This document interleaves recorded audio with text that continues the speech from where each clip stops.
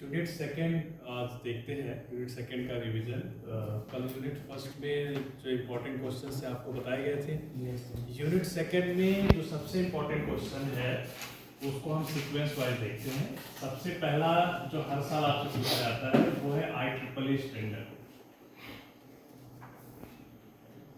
IEEE standard 754 ये किसके लिए है? फ्लोटिंग पॉइंट नंबर के लिए।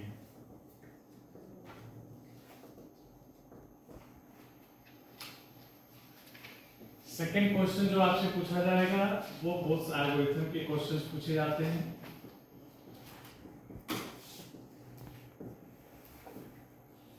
एंड थर्ड मोस्ट इंपॉर्टेंट जो क्वेश्चंस आपसे पूछा जाता है carry look and adder. Fourth questions आपसे पूछा जा सकता है जिसमें डिफरेंट कॉम्बिनेशनल सर्किट्स आपको बताए गए हैं। कॉम्बिनेशनल सर्किट्स में आपको एडर बताया गया है एडिशन के लिए, सबट्रैक्टर और मल्टीप्लिकेशन के लिए एंड डिवीजन। ये चारों अलग अलग ऑपरेशंस के लिए अलग अलग सर्किट्स हैं जिसके ऊपर आपको पढ़ना है। तो एक एक करके हम देखते हैं। सबसे पहले IEEE, ये चार क्वेश्चंस हैं यूनिट सेकंड से इंपॉर्टेंट है। IEEE और बोथ एल्गोरिथम, ये हर साल एक क्वेश्चन आपसे पूछा जाएगा। इनमें से आपके एडर और सबट्रैक्टर सर्किट पूछ देते हैं। अभी हम लोग देखेंगे हाफ एडर फुल एडर के बारे में। तो पहला IEEE के ऊपर हम देखते हैं। तो IEEE से एक क्वेश्चन आपसे पूछा ही जाता है।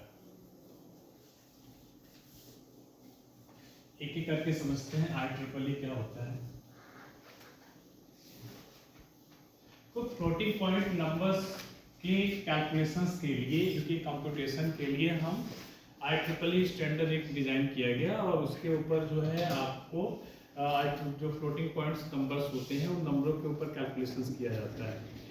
इसमें क्या करना होता है, ये दो तरीके से आपको सिलेबस में बताया गया है। IEEE स्टैंडर्ड दो तरीके से होता है। पहले वाले को हम कहते हैं सिंगल प्रिसीजन और दूसरे वाले को हम कहते हैं डबल प्रिसीजन।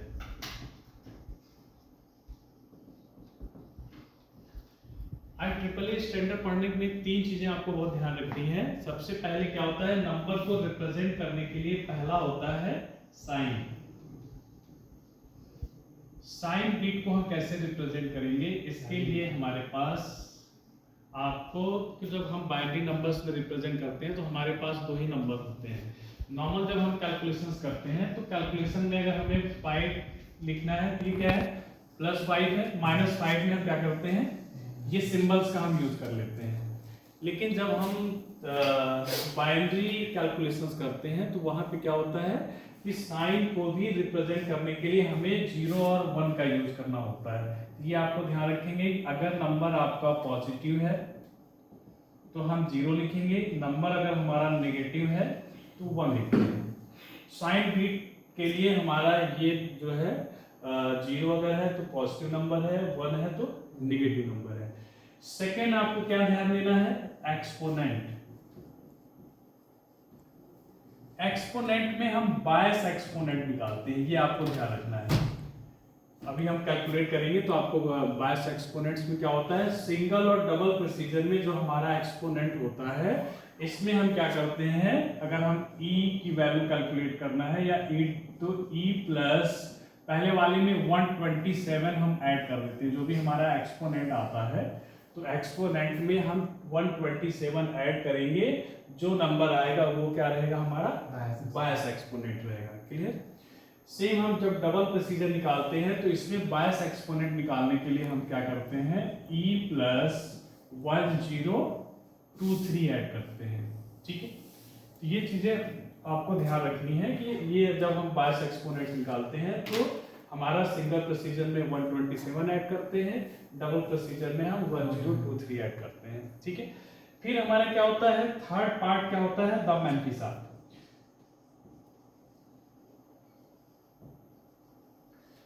मैंटिसा क्या होता है कि 1 बीट डेसिमल के बाद की जितने भी बिट होते हैं, फॉर एग्जांपल हम ले लेते हैं, तो ये हमारा क्या होता है, नॉर्मल मैंटिसा होता है। हम क्या करते हैं, नॉर्मलाइज मैंटिसा लिखते हैं। नॉर्मलाइज मैंटिसा हम अभी समझेंगे क्या होता है कि जितने भी ये डेसिमल के बाद वाला पार्ट होता है वो हमारा मैंटिसा हो गया।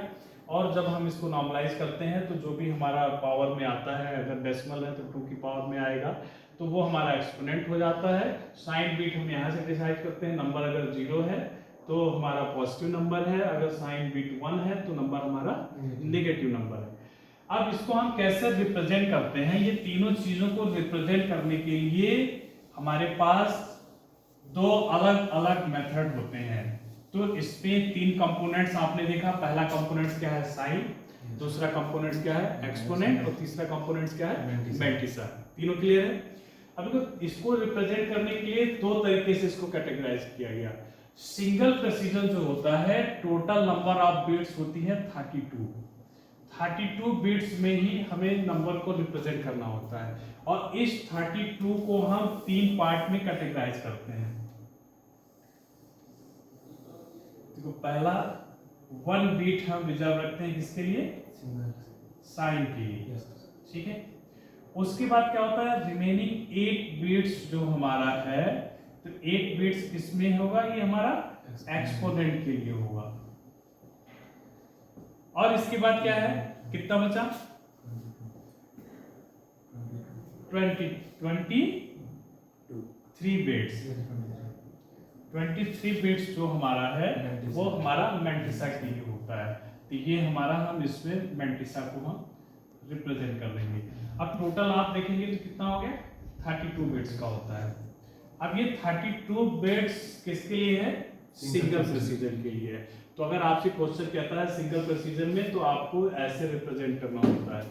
जब हम डबल प्रेसिजन की बात करते हैं, तो डबल प्रेसिजन क्या है हमारा, जस्ट डबल बिट्स, ठीक है। वहां पे 32 था, और जैसे ही हम उसका डबल प्रेसिजन करेंगे तो कितने बिट्स होंगे, 64। तो ये 3 जो हमारे कंपोनेंट्स है वो 64 बिट्स में हमें रिप्रेजेंट करने होंगे। सिमिलर हम इनका बनाते हैं। तो ये क्या है, पहला वाला कोई चेंज नहीं है, साइन के लिए 1 बिट है, इसमें कोई चेंज नहीं है।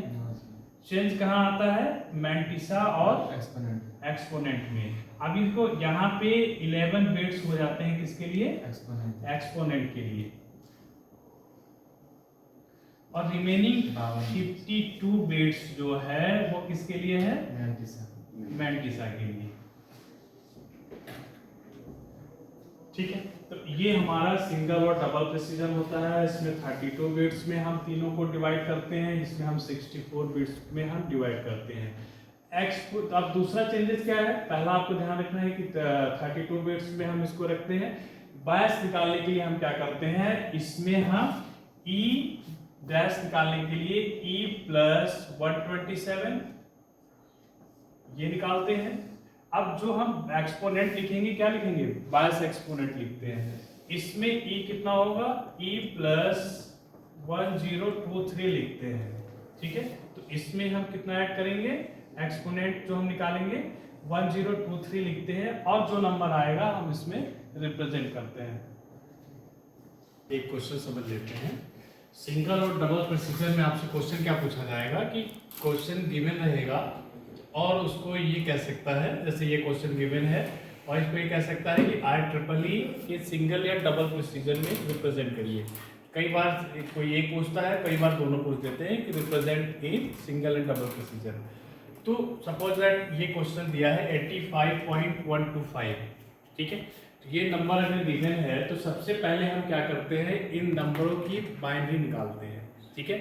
बाइनरी निकालना सबको आता है, ठीक है। इसको हम 2 से डिवाइड करते हैं, और जब हमारा डेसिमल होता है हम क्या करते हैं, 2 से मल्टीप्लाई करते चले जाते हैं। सबसे आसान है कि आप कैलकुलेटर से बाइनरी निकाल लो, ठीक है।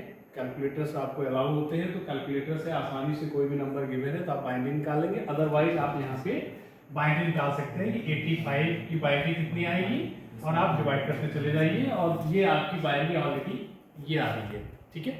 तो जब हम 85 की बाइनरी निकालेंगे तो 1010101 ये आता है, ठीक है।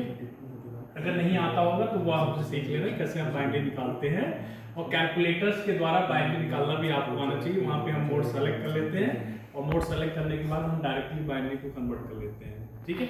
अगर बाइनरी आपको नहीं आता है तो बाइनरी भी हम आपको बता देंगे कि कैसे बाइनरी कन्वर्ट किया जाता है। तो 85 की बाइनरी 101010 आता है, ठीक है। फिर हम 0.125 इसको डेसिमल के बाद वाले की भी हम बाइनरी निकालते हैं, 001 आया। तब हमारा क्वेश्चन क्या है, 85.125 की बाइनरी में जब हमने कन्वर्ट किया तो ये नंबर हमें मिलता है, ठीक है। अब हम क्या करते हैं, जो आपको समझना है यहाँ से, यहाँ तो कोई दिक्कत नहीं, ये नंबर गिवन है, इसकी बाइनरी आपने यहाँ निकाल दी। अब इसको आपको रिप्रेजेंट करना है। तो रिप्रेजेंट करने के लिए हमें क्या क्या चाहिए, सबसे पहले क्या चाहिए, साइन क्या है, फिर हमें एक्सपोनेंट चाहिए क्योंकि 3 कंपोनेंट्स होते हैं। एक्सपोनेंट के बाद हमें क्या चाहिए होता है, मैंटिसा चाहिए होता है।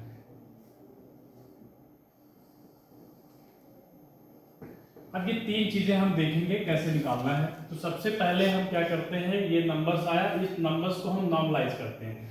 नॉर्मलाइज का मतलब क्या है, ये डेसिमल है वो 1 डिजिट आफ्टर हम शिफ्ट करते हैं, ठीक है। तो हमने यहाँ से इस नंबर को यहाँ शिफ्ट किया, तो हमें क्या करना है, जितने नंबर ऑफ डिजिट्स होते हैं ये हमें काउंट करना है, 1 2 3 4 5 6, ठीक है। अब जितने नंबर्स हम यहाँ शिफ्ट करेंगे उतने हम क्या, देखो ये बाइनरी है तो बेस क्या है, 2 है, तो 2 के पावर में क्या आ जाएगा, 6 आ जाएगा क्योंकि 6 पोजीशन हमने शिफ्ट किया है। तो अब हमारा नंबर क्या हो गया, 1.01010100 into 2 की पावर 6। अब यहाँ से हमें ये क्या मिल गया, e मिल गया, दैट मीन्स एक्सपोनेंट मिल गया। और ये वाला जो पार्ट होता है, ये जो होता है, इसको हम कहते हैं मैंटिसा। अब हमें क्या करना है, अब हमें साइन मिल गया। साइन क्या है, नंबर पॉजिटिव है, तो हम साइन क्या होगा हमारा, साइन 0, ये हमें पता चल गया। अब हमें क्या चाहिए, ई डैश निकालना है। ई डैश क्या होता है, जो बायस एक्सपोनेंट्स हम निकालते हैं, तो सिंगल प्रेसिजन की अगर हम बात करें तो सिंगल प्रेसिजन में हम क्या करते हैं, ई में हम 127 ऐड कर लेते हैं, ठीक है। हमने ऐड किया क्या आया, 133 आया। अब 133 की फिर से हम बाइनरी निकालते हैं, तो ये बाइनरी क्या हो गया, 133 की बाइनरी ये हमारे पास आ गई, ठीक है। अब देखो हमें ई डैश मिल गया है, साइन हमको पता है पॉजिटिव नंबर है, और मैंटिसा मिल गया है। तो अब हम क्या करेंगे, सिंपल सिंगल प्रेसिजन का हम कंपोनेंट्स सारे ड्रा करेंगे, और सिंगल प्रेसिजन में पहला 1 बिट क्या है, साइन पॉजिटिव है, 0 रख दिया। अब एक्सपोनेंट्स हमें कितने बिट्स चाहिए होता है, एक्सपोनेंट सर सिंगल प्रेसिजन ना, हाँ, तो एक्सपोनेंट हमें कितना चाहिए होता है, 8 बिट्स। ये हम ध्यान रखेंगे, कई सारे स्टूडेंट क्या करते हैं, ये इसमें गलती करते हैं। 8 बिट्स का हमारा एक्सपोनेंट होगा, तो 133 आया। अब यहाँ आप लिख दीजिए क्या है, 10040 है, 101। हम काउंट करेंगे कितना है, 1 2 3 4 5 6 7 8, दैट मींस एक्सपोनेंट 8 बिट का है, हमें कुछ नहीं करना है। मैंटिसा, अब ये वाला पूरा पोर्शन है, डेसिमल के बाद वाला आप लिख दीजिए 0 1 0 1 0 1 0 0 1। अब ये कितने बिट्स का होना चाहिए टोटल, 23 बिट्स का होना चाहिए। तो जितने नंबर ऑफ बिट्स हमारे पास रिमेनिंग रहेंगे, काउंट करो, 1 2 3 4 5 6 7 8 9, रिमेनिंग हमें क्या कर देना है, 0 बढ़ा देना है।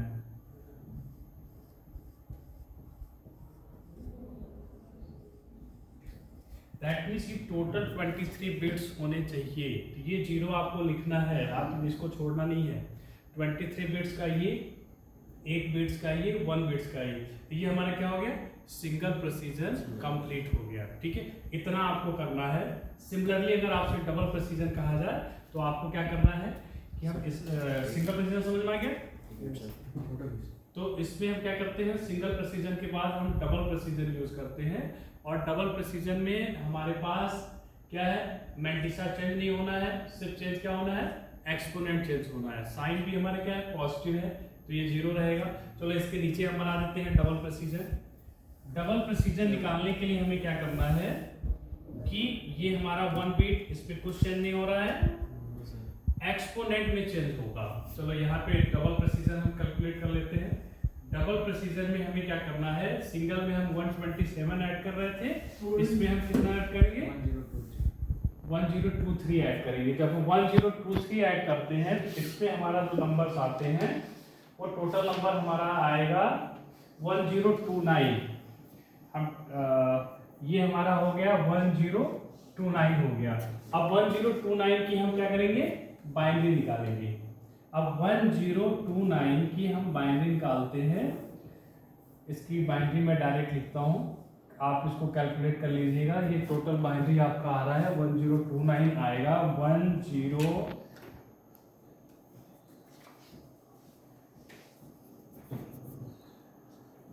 101 ये आ रहा है, ठीक है। क्यों क्या है, अभी हमारे पास सिंगल प्रिसीजन में हम क्या कर रहे थे, इसकी जगह हम 127 ऐड कर रहे थे, अब 1023 ऐड कर रहे हैं। नंबर क्या हो गया, 1029 हो गया। जब 1029 हो गया तो हमारा टोटल नंबर कितने हो गए।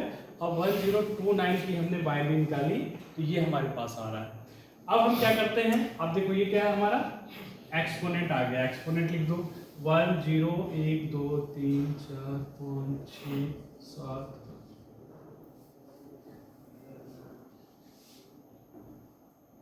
11 डिजिट का आ रहा है। 11 बिट्स का आता है इसमें। 11 बिट्स का होता है तो इसमें हमें कुछ नहीं बढ़ाने की जरूरत है। एक्सपोनेंट हमारा ठीक है। अब मैंटिसा हमारा यही है, डेसिमल के बाद वाला पार्ट लिख दीजिए 0 1 0 1 0 1 0 0 1। नंबर ऑफ बिट्स कितने हैं 1 2 3 4 5 6 7 8 9। इसके बाद जितने रिमेनिंग है उतने हम 0 बढ़ा देंगे। 52 बिट्स टोटल कंप्लीट होना चाहिए। तो ये आप क्या करेंगे, इसमें 0 बढ़ा देंगे। 1 2 3 4 5 6 7 8 9 10 11 12 13 14 15 16 17 18 19 20 21